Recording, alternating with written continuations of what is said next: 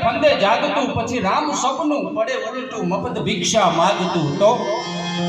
અથડાવ છું અરણમાં મન નારાયણ રસ્તે લાગતું એ પરિભ્રમ પ્રીતિ પાળવા મારે અંત વખતે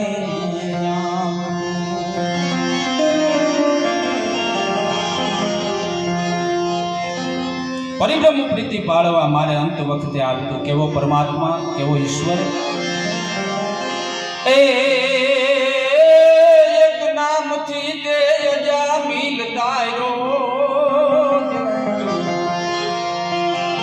એક નામથી અજા મિલતા રો ને ગહન છે તારી ગતિ એ મારા કઈક જન્મના દોષ ટાળી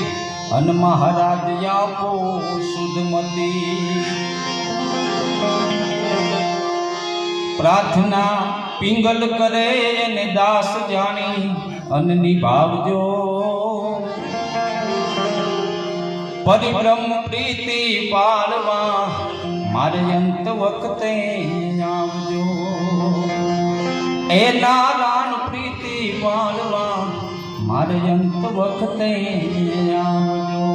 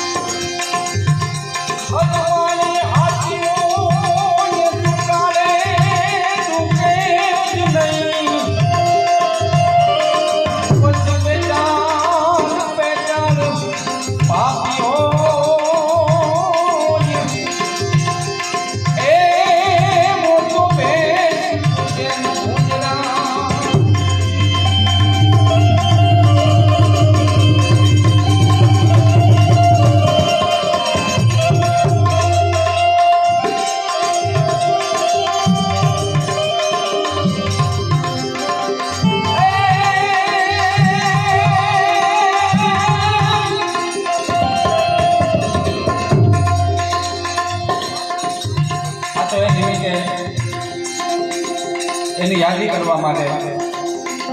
સુરાપુરા દાદાની તિથિ નિમિત્તે ભેળા થયા છે એટલે થોડી મેં કીધું એમ શરૂઆત કરી અને પછી મારો વિષય તો વાતનો વિષય છે એટલે જાદુ ગાવાનો છું નહીં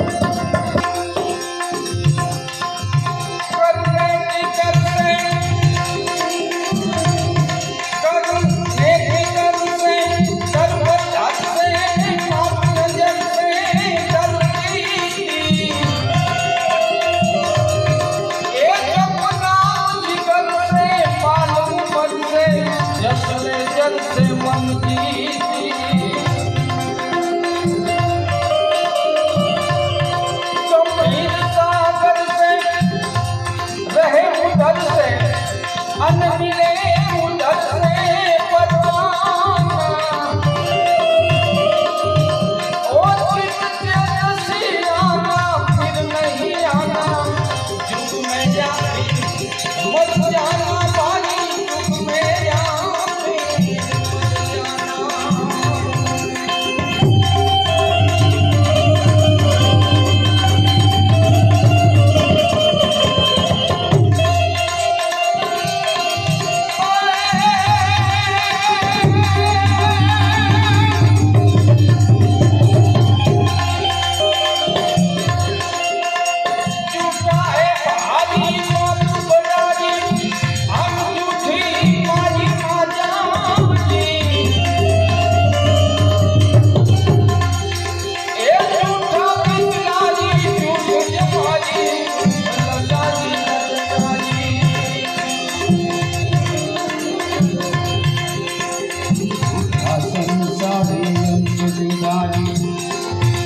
देह जलाई समसामी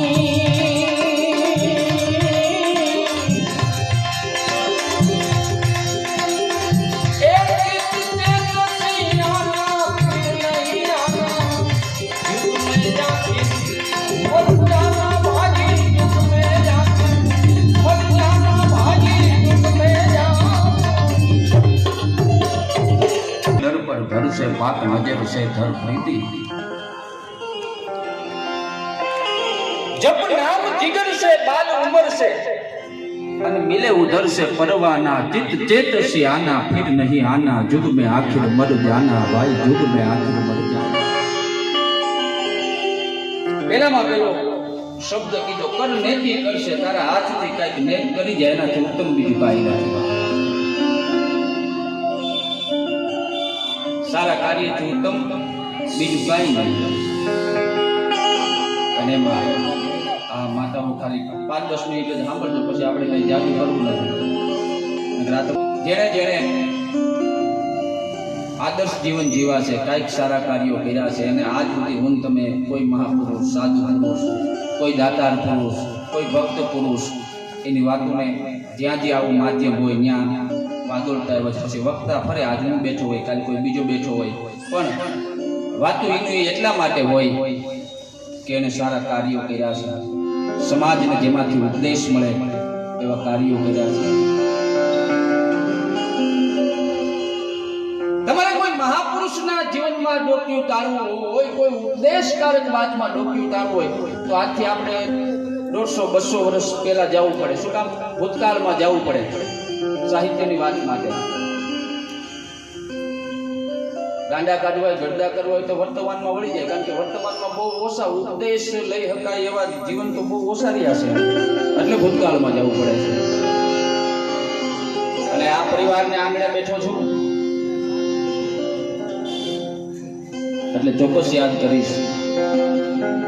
ન હોય તો ન બને એમ અનેક મહાપુરુષો ક્યાં દૂર જવાની વાત છે તમે અને આપ બધા તો એનાથી કેમ જાણ હોય સેન મહારાજના સેન ભગતના જીવનમાં નાનું એવું ડોક્યું કરો કેટલી ભક્તિની દાતા નિત્ય ક્રમ છે જેનો એ વખતે તો રાજાશાહીનો સમય અને જે તે પરગણાનો રાજા હોય રાજાનો હુકમ છૂટે પછી પૂરું થઈ ગયો હોય કે આયા આ કામ કરવાનું એટલે એના માણસોને કરવું જ પડે એવી રાજાશાહીનો સમય અને એવે વખતે બાંધવગઢના મહારાજની રોજ નિત્યક્રમ માટે દાઢી કરવા માટે જવાનું બહુ દુઃખી યાદી કરવું અને પોતે તો ઘટનાનંદી માણસ અને રજવાડાની રાજની એ હજામત કરવા જવાનું એટલે સમય જે હોય અને પાછું રોજ નિત્યક્રમ કે ભાઈ 10 વાગ્યાનો સમય છે એટલે 10 વાગે ત્યાં રાજમાં જઈ આવવાનું અને આ તો પોતે ભજનનો માણા ભજનનો જીવ ભજનમાં બેસી જાય પછી કાંઈ ખબર ન રહે કેટલા અને ભજનમાં બેસી ગયા પછી જેને સમયનું ભાન નથી રહ્યું એ જ કંઈક ભજન કરી શકાશે આપણે કાંઈ બેઠો હોય ઉપાધી હોય કે પાછું આપણે બાપુ 1 વાગે નીકળી જવું સોજી એટલે વાંઈ જરાક જવાય જાય એ મારો નિત્ય ક્રમ છે કે અહીંયા મહારાજ રોજ આ સમયે જવાનો. એમાં એક દિવસનો સમય પોતે ભજનમાં બેઠેલા અને એક પછી એક ભજન, અને એમાં ખબર ન રહી કે હજી મહારાજની દાદી કરવા માટે, હજામત કરવા માટે જવાનું છે. સમય વયો ગયો અને જોયું કે ઓહો, એટલું બધું મોડું થઈ ગયું છે. મહારાજ ઠપકો દે અને ઝડપથી હાથમાં જે કાંઈ એની સામગ્રી હોય હાથમાં લઈ અને પોતે આવે છે રજવાડામાં. આવીને કીધું કે બાપુ મહારાજ માફ કરજો, કારણ કે રાજા છે. આ તો ભગવાને કીધું કે રાજામાં મારો અંશ છે, એટલે રાજાને તો કે બાપુ માફ કરજો, થોડુંક મોડું થઈ ગયું છે. કે શું કહ્યું ભગત? કે બાપુ માફ કરજો, થોડુંક મોડું થઈ ગયું છે આવતા. કે મોડું થઈ ગયું? કે હા. કે હજી તો હાયલા જાવ છો અને પાછો એમ કહો છો કે મોડું થઈ ગયું છે? એટલે ભગતને કઈ ખબર ન પડી કે હાયલા જાવ એટલે બાપુ આમ કેમ કહે છે? કંઈક બીજી વાત બે ધ્યાન છે કે બાપુ મારે આવતા થોડુંક મોડું થઈ ગયું છે. કે ભગત આ મારી દાઢી સામે જોવો જોઈએ. કે શું બાપુ? કે હજી તો હમણાં આ દાઢી કરીને તમે હાયલા જાવ છો. કે હું દાઢી કરી નથી હાયલો જાઉં છું? કે હા. અને બહુ સાચી વાત છે. હરીને ભજતા હજુ સુધી કોઈની લાજ જતા નથી જાણે. એમ કે હું આવ્યો તો કે હા, કે ક્યાં બેઠા હતા? કે બાપુ અહીંયા હું બેઠો ને અહીંયા ભગત, અહીંયા હું બેઠો ને અહીં તમે બેઠા હતા. એ અહીં તમે બેઠા હતા એ કીધું. એ ધૂળ માથે ચડાવી અને હાથમાં ઠેલી હતી, ઠેલી બાપુની પાસે મૂકી. કે બાપુ આજથી આ દાઢિયું સોલવાનો ધંધો જ બંધ. કે કેમ? કે મને બીજો કાંઈ વાંધો નથી, પણ મારા હારું થઈ અને મારા બાપ અખિલ બ્રહ્માંડના માલિકને જો તારી દાઢી સોલવી પડતી હોય તો મારે આ તારો ધંધો શું લેવા કરવો જોઈએ? જેના માટે થઈ નથી મફતમાં મળતા, એના મૂળ ચૂકવવા પડતા. એ સંતોને સંતપણા નથી મફતમાં મળતા. અને એવા મહાપુરુષના જીવનમાંથી હું તમે કંઈક ઉપદેશ લઈ શકીએ. એટલે બે કડીમાં છેલ્લે કહીએ, હરિની હાકડીએ મારે રોજનું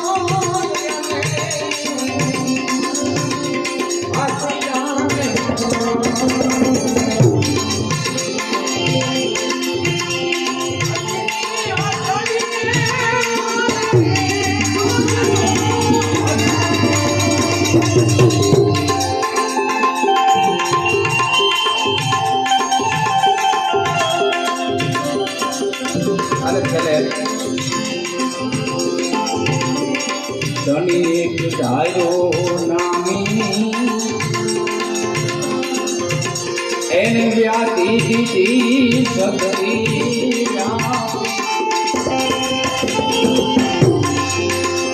એજી ધણીએ જાડો નામી વ્યાધિ દીધી સગરી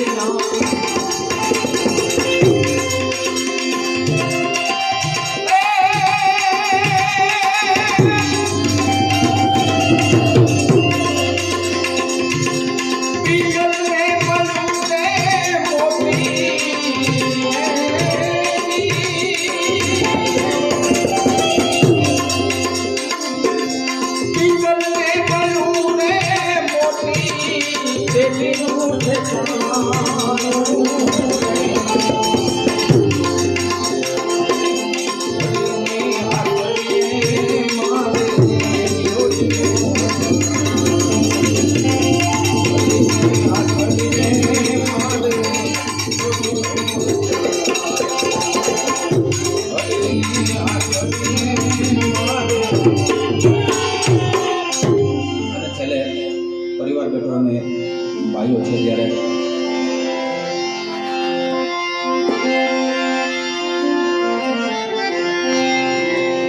આ દુનિયામાં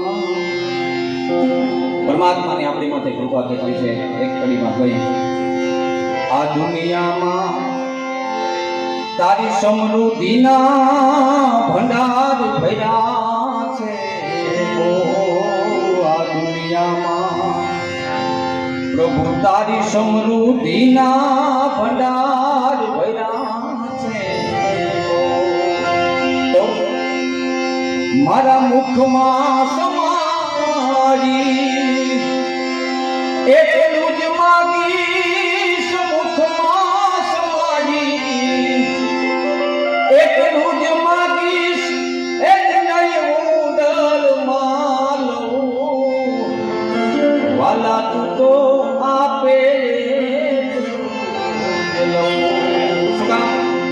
કે મોંઘા હોય તો તમે એટલા મોંઘા હોય તો મોતી ખવાય નહીં ખાય સૌ કાજરો મોંઘા હોય પણ મોતી ખવાય નહીં ખાય સૌ કાજરો ઓલો મિલનો માલિક એ તાકો પેરે મિલનો માલિક એ તાકો પેરે નહીં એ હવા ગજુ પેરે હઉ વાલા તો આપે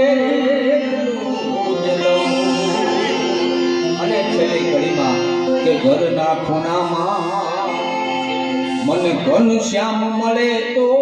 હાલું સિદ્ધ ગાવના ઘરના ખૂણામાં ઘનશ્યામ મળે તો હાલું સિદ્ધ ગાવના આઝાદ કહે પ્રભુ તારી દુનિયામાં કવિદાદ કહે છે એ તારી દુનિયામાં એ જે તું રાખે વાલા તું તો આપે